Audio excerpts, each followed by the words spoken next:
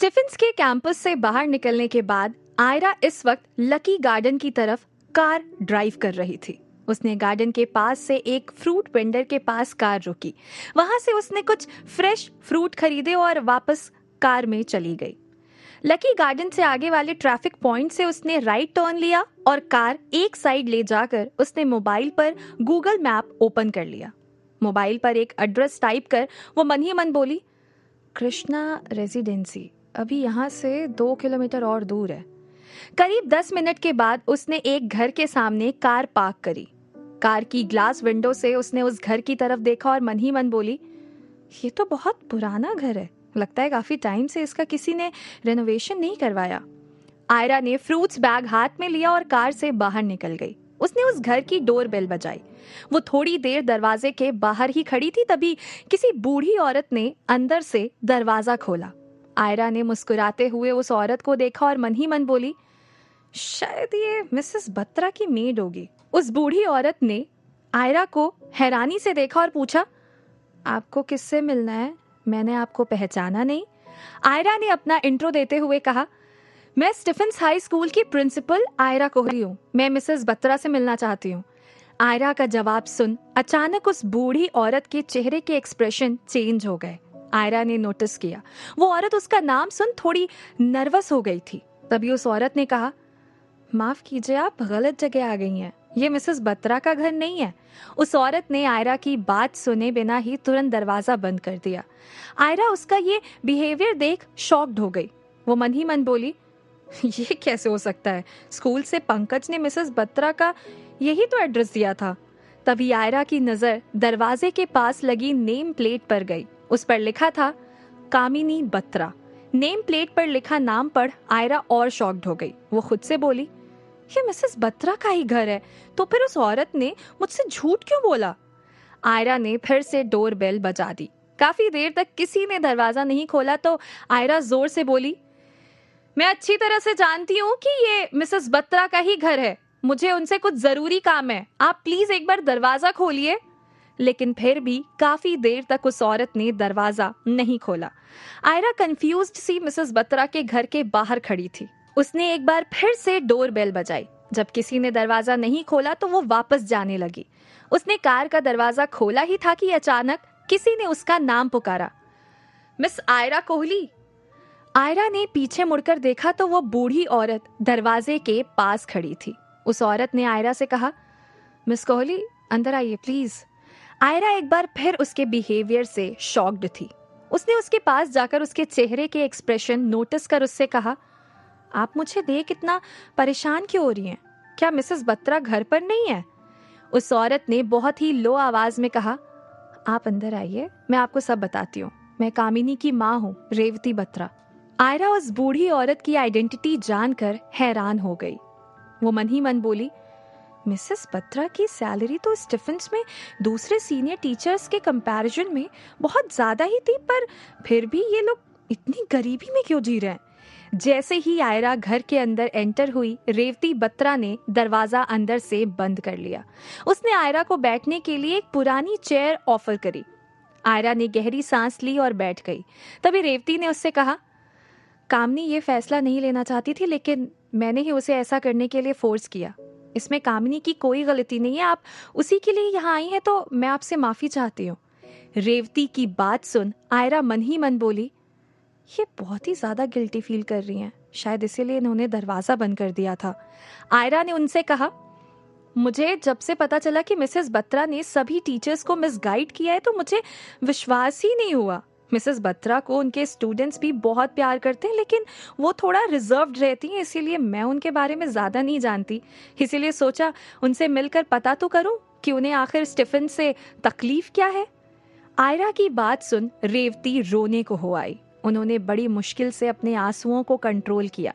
वो इमोशनल होकर बोली, कामिनी स्टीफेंस नहीं छोड़ना चाहती थी, पर मेरे कहने पर ही उसने ऐसा किया। ये फैसला लेने के बाद वो खुद इतनी परेशान है कि पूरी रात ठीक से सो भी नहीं पाई और सुबह बिना कुछ बताए कहीं चली गई। रेवती की बात सुन आयरा खुद इमोशनल हो गई। उसने मन ही मन सोचा, मिसेस बत्रा के इरादे गलत नहीं है। उसने ये डिसीजन जरूर किसी मजबूरी में आकर लिया है। लेकिन मिसेस बत्रा को जो सैलरी मिलती है वो एक मिडिल क्लास फैमिली को रन करने के लिए मोर देन एनफ है। तो फिर ये लोग इस तरह से क्यों जी रहे हैं? घर में एक ढंग का फैन तक नहीं है। तभी अंदर रूम से किसी लड़की की कांपती हुई आवाज आयरा को सुनाई दी। नानी, आप कहाँ हो? घर में कोई गेस्ट आए हैं क्या? तभी वो लड़की दीवार का सहारा लेकर वहां आई। उसे देख रेवती उसे थोड़ा जोर से बोली, तुझे कमरे से बाहर निकलने से मना किया है ना? एक तो जैसे तैसे मैं घर का काम करती हूँ, तो कहीं गिर विर गई तो कौन संभालेगा तुझे? आयरा ने उस लड़की को बड़े ध्यान से देखा। तभी रेवती ने उस लड़की का हाथ पकड़ा और उसे दरवाजे के पास रखे स्टूल पर बिठा दिया। आयरा उस लड़की की तरफ देख ये जानने की कोशिश कर रही थी कि आखिर रेवती उसके बाहर आने पर गुस्सा क्यों कर रही है। तभी रेवती ने उससे कहा, ये कामिनी की बेटी है। कामिनी का डाइवोर्स हुआ तब ये 10 साल की थी। रेवती की बात सुन आयरा बुरी तरह से शॉक्ड हो गई। वो मन ही मन बोली, मिसेस बत्रा डिवोर्स ही है? ये तो कभी उन्होंने बताया ही नहीं। वैसे गलती मेरी भी है, मुझे अपने सीनियर टीचर स्टाफ के साथ वेल कनेक्टेड रहना चाहिए। तभी उस लड़की ने रेवती से पूछा, नानी कौन आया है? रेवती ने उस लड़की के सिर पर हाथ फेरा और बड़े ही प्यार से बोली, स्टीफन स्कूल की प्रिंसिपल हैं, मिस आयरा कोहली, तेरी मम्मी से मिलने आई हैं। ये सुन उस लड़की ने एक्साइटेड हो कहा, मिस कोहली आई हैं? आपने उन्हें चाय या कॉफी ऑफर की या नहीं? उस लड़की के एक्सप्रेशन देख आयरा मन ही मन बोली, कितने दुख की बात है, इतनी सुंदर लड़की है लेकिन देख नहीं सकती। उसी वक्त रेवती ने आयरा से कहा, आई एम सॉरी, मैंने आपको पानी के लिए भी नहीं पूछा। आयरा ने कहा, कोई बात नहीं, आप मेरे लिए कोई तकलीफ मत लीजिए। फिर उसने खड़े होकर वो फ्रूट बैग उस लड़की की गोद में रख दिया। तभी रेवती ने आयरा से कहा, कामिनी आपकी बहुत तारीफ करती है, इसीलिए ये आपको आपके नाम से जानती है। ये सुन आयरा मुस्कुरा दी। रेवती ने आगे कहा, कामिनी अपनी पूरी सैलरी इसके इलाज के पीछे खर्च कर देती है। अब तक वो लाखों रुपया डॉक्टर्स की फीस देकर खर्च कर चुकी है, लेकिन फिर भी कहीं से कोई उम्मीद नहीं मिली कि ये फिर से देख पाएगी। डॉक्टर्स का कहना है कि इसकी आंखों की रोशनी यूएस के एक्सपर्ट डॉक्टर्स ही वापस ला सकते हैं। रेवती का एक्सप्लेनेशन सुन आयरा खुद से बोली, अब समझ आया, तो ये है मिसेस बत्रा की असली कहानी। उन्होंने अपनी ये प्रॉब्लम मेरे साथ डिस्कस की होती तो मैं खुद उनकी बेटी के इलाज के लिए पैसे दे देती। आयरा ने रेवती से कहा, मिसेस बत्रा ने कभी अपनी ये प्रॉब्लम मेरे साथ शेयर ही नहीं की। अगर की होती तो मैं बहुत पहले ही हेल्प कर सकती थी। रेवती फिर से गिल्टी फील करने लगी। उसने आयरा से कहा, डिवोर्स होने के बाद वो किसी से खुलकर बात नहीं करती, अंदर ही अंदर परेशान सी रहती है। अब मुझसे उसकी ये परेशानी देखी नहीं जाती, इसीलिए मैंने ही उस पर सेंट मैरी के ऑफर को एक्सेप्ट करने के लिए दबाव डाला। मुझे माफ कर दीजिए। आयरा ने कहा, आप इस बात के लिए अपने आप को दोष मत दीजिए, इसमें आपकी कोई गलती नहीं है। मैं समझ सकती हूँ, आपके हालत ही कुछ ऐसे थे। फिर आयरा ने मिसेस बत्रा की लड़की की तरफ इशारा किया और रेवती से पूछा, वैसे इसे कब से ये प्रॉब्लम है? रेवती आयरा का सवाल सुन उदास हो गई। वो बोली, 13 साल की उम्र में इसे अचानक दिखना बंद हो गया था। तब से लेकर अब तक कई डॉक्टर्स को दिखा चुके हैं, लेकिन इंडिया में अब कोई उम्मीद नहीं है। लेकिन कामिनी को सेंट मैरी का ऑफर देने के साथ मिस्टर कविश बजाज ने इसके ट्रीटमेंट के लिए इसे यूएस भेजने का भी वादा किया है। तभी उस लड़की ने रेवती से कहा, नानी मुझे पानी पीना है, और रेवती वहां से चली गई। उनके जाते ही उस लड़की ने आयरा से कहा, एक्चुअली मेरी इस बीमारी की उम्मीद बहुत पहले ही खत्म हो चुकी है। मेरे दोनों आई बॉल्स एकदम खत्म हो चुके हैं। ये सर्जरी से भी ठीक नहीं हो सकते, लेकिन वो कहते हैं ना कि उम्मीद की एक किरण ही जीने का हौसला बढ़ा देती है। मैं आपसे नानी माँ और मम्मी की तरफ से माफ़ी मांगती हूँ।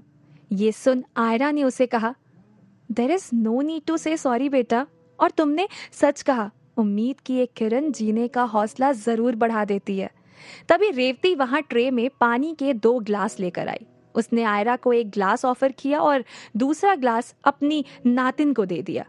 पानी पीने के बाद आयरा खड़ी हो गई। उसने रेवती से कहा, अच्छा अब मैं चलती हूँ। रेवती ने कहा, आप चाय पीकर जाइए, मैं चाय का पानी गैस पर रख कर आई हूँ। आयरा ने कहा, आप तकलीफ मत कीजिए, मैं चाय नहीं पीती। ये सुन रेवती उदास हो गई। आयरा ने उसके चेहरे के एक्सप्रेशन नोटिस कर कहा, डोंट वरी, आप ज़्यादा सोचकर परेशान मत होइए, मैं कॉफ़ी भी नहीं पीती हूँ। और वो मिसेस बत्रा के घर से बाहर निकल गई। आयरा के जाने के बाद मिसेस बत्रा की लड़की ने रेवती से कहा, नानी, आपके कहने पर मम्मी ने कितना गलत डिसीजन ले लिया। मिस कोहली तो इतनी अच्छी हैं, उन्हें कितना बुरा लगा होगा मम्मी के इस डिसीजन से। रेवती ने कांपती हुई आवाज में कहा, कुछ फैसलों पर इंसान का कोई बस नहीं होता बेटा, अब जो हो गया सो हो गया। इंसान हर वक्त अच्छा बना नहीं रह सकता, कभी कभी अपने थोड़े से स्वार्थ के लिए उसे स्वार्थी होना ही पड़ता है। ये बोल रेवती वापस किचन में चली गई। दूसरी तरफ कार ड्राइव करते हुए आयरा सोच रही थी, कविश के लिए स्टीफेंस को नीचा दिखाने और सेंट मैरी को लाइमलाइट में लाने के लिए मिसेस बत्रा की चॉइस बिल्कुल भी गलत नहीं है, लेकिन वो मिसेस बत्रा की लड़की के लिए उनकी कितनी हेल्प करेगा, ये सबसे बड़ा सवाल है। होप वो मिसेस बत्रा के साथ कोई धोखा ना करे। जो भी हो, मिसेस बत्रा के घर आकर कम से कम उन्हें लेकर मेरा डाउट तो दूर ही हो गया।